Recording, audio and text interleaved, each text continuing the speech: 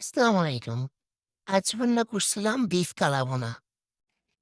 ১ম এ মাংসের ভিতরে আদা রসুন বাটা, হলুদ গুঁড়া, চালের গুঁড়া, লবণ। এখানে আমি রাঁধুনি রেডিমিক্স কালাভুনা মসলা ইউজ করছিলাম। মসলার প্যাকেটে ২ টা প্যাকেট থেকে বড় প্যাকেট থেকে কিছু পরিমাণ মসলা এখানে দিয়েছিলাম। তার ভিতরে কাঁচা পেঁয়াজ কুচি আর পেঁয়াজ বেরেস্তা আর গরম তেল দিয়ে সুন্দরভাবে মাংসটা মাখিয়ে রাখছিলাম। তারপর লেবুর রস আর কিছুটা সয়া সস দিয়েছিলাম। মাংসটা তারপরে খুব সুন্দরভাবে মাখিয়ে নিতে হবে। যত সুন্দর মাখানো হবে, মাংসটা তত তাড়াতাড়ি গলে যাবে আর সুন্দর একটা ফ্লেভার আসবে। এখানে আমি মাংস মাখিয়ে ১৫ মিনিট জাল দিয়ে নিছিলাম। কোনো পানি ব্যবহার করি নাই এখানে।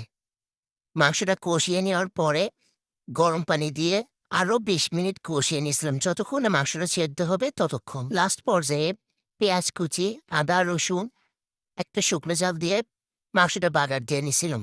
দিলে আমাদের বিফ কালাভুনা রেডি। টিং, টিং, টিং, টিং।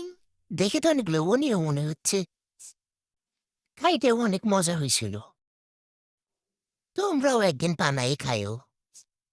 আর আমারে জানাইও।